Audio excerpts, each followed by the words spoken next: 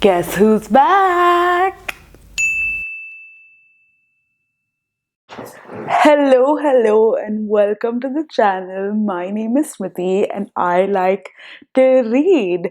And I am here today with a very exciting video because I had the opportunity to interview Patrick Radden Keefe, who is an amazing investigative journalist who writes for The New Yorker but also writes some amazing books. So I got to interview him at the Jaipur Literature Festival, which is happening right now. Well, it would have happened by the time you're seeing this video, but I was attending as well, and I basically sort of begged my way into interviewing him for a very short period of time. So what you're going to see next is about an 8-minute video where I get to interview him, but before that, just a primer about him. As I've said, he's an investigative journalist and he's done some amazing work, which, if you like to read nonfiction, you should definitely read his books. But if not, then you should still read him because he just writes so well.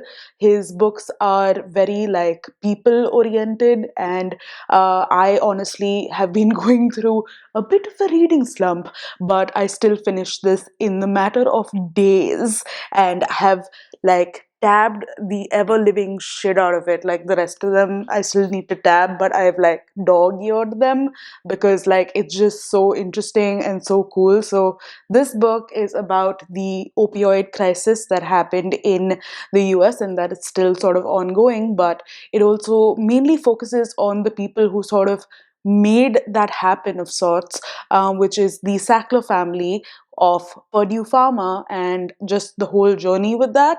So he essentially first wrote a New Yorker article about it and then wrote this entire book. So it's really interesting. His other books are about like the Chinese mafia in the US in Chinatown and about the IRA and all of that sort of stuff. And he's really cool. And in this conversation that I have with him, it's just very basic sort of information. And even if you don't like, I don't know, haven't read him before, I think that it'll still be a very nice conversation that you can listen to because he gives you advice and he talks about like his process and all of that sort of stuff. And he's just a cool person that you would want to listen to. So yeah, that's what I have for this video. I do have to warn you before you get into the interview bits that I had a few technical difficulties, for which the first minute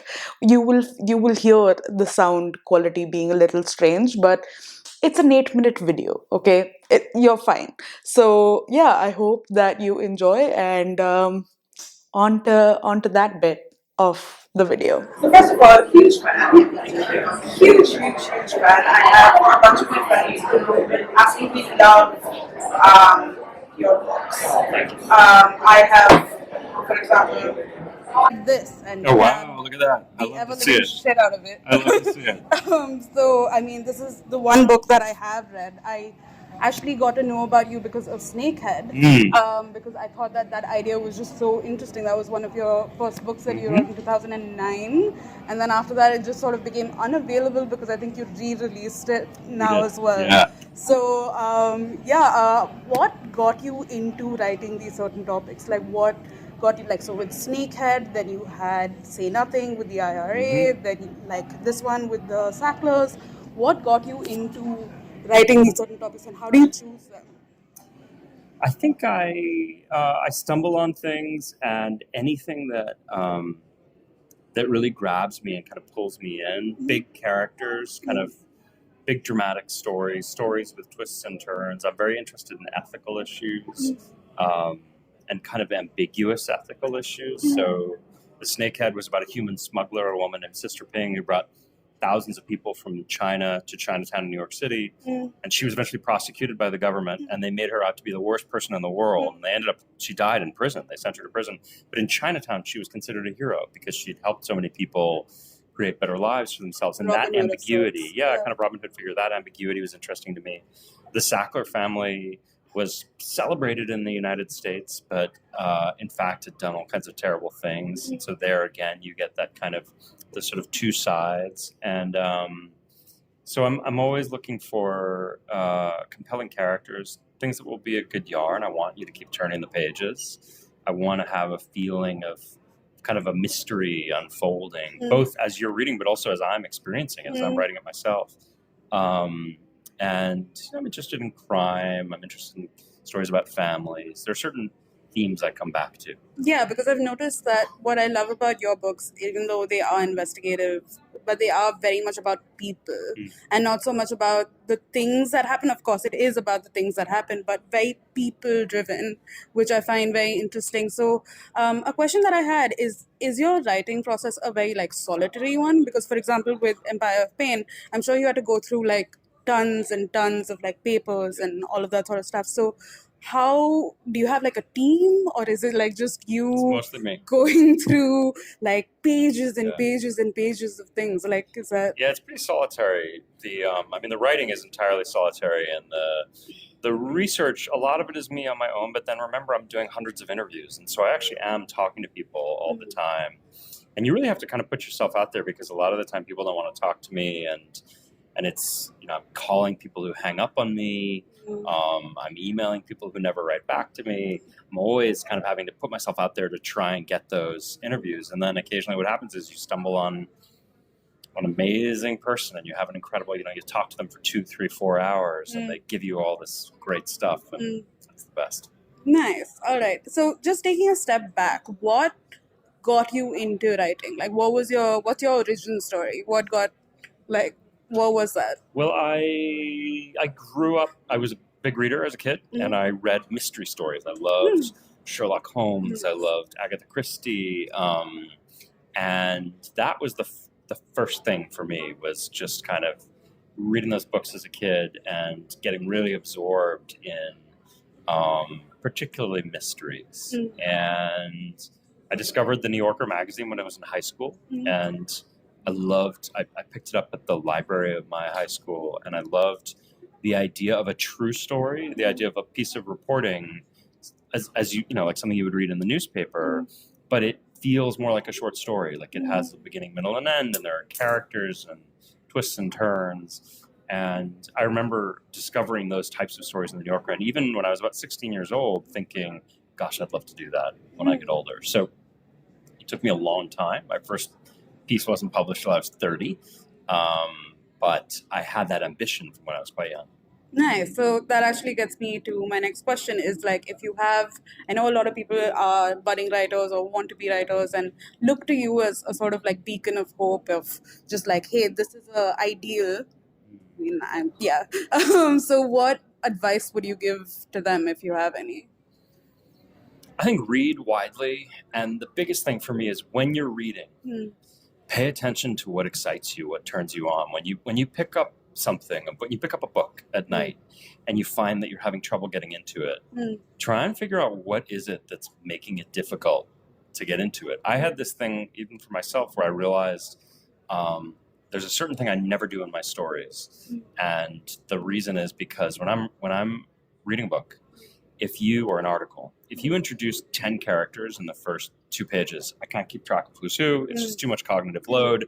I want you to think carefully about when you deal out each card. You might have 10 characters, but introduce me to 2 at first, and then introduce a third person to the situation, and then we kind of turn a corner and there's a fourth. And sort of think about the attention span. Think about how much cognitively the reader can process. So that's a kind of thing where I sort of noticed myself what was like keeping me out of a story, and I tried to then apply that to my own writing in reverse.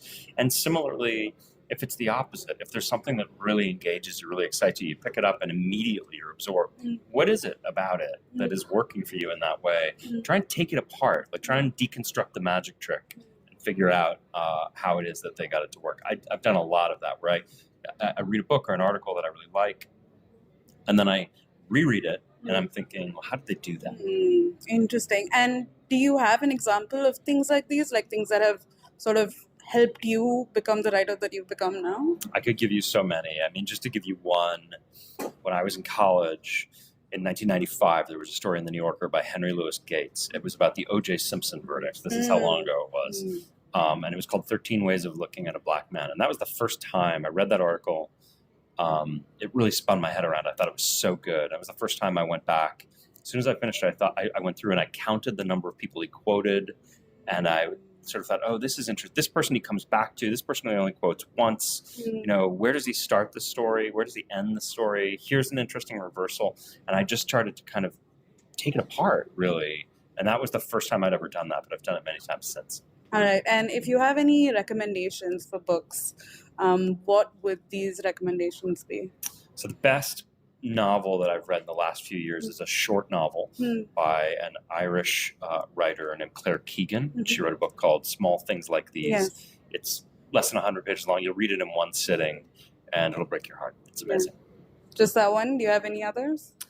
Oh gosh, I mean, there's one of my colleagues at the New Yorker, Rachel Aviv, wrote a book called Strangers to Ourselves, which is a really brilliant nonfiction book about diagnosis and the way in which different people with different conditions have had those conditions diagnosed and what it means to kind of put a name on a psychological affliction.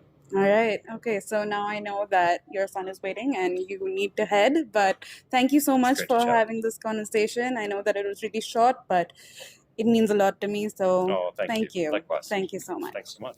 All right, so that was it. I hope that you enjoyed it. As you can see, he is just the most amazing person. The way that I was sitting in the video was a little strange, but it's fine. I'm new to this. I still hope that you enjoyed it regardless. The conversation is what really mattered. And as you know, I have been away for a bit, but I will be back with many more videos to come. So please don't leave me. Is my number one request, honestly. But if you are new, please do subscribe. I am cool. I am fun. I make nice videos once in a while. Kidding. I will be making many more. So yeah, I still don't know how to end videos, so I will see myself out. I will see you soon. Bye.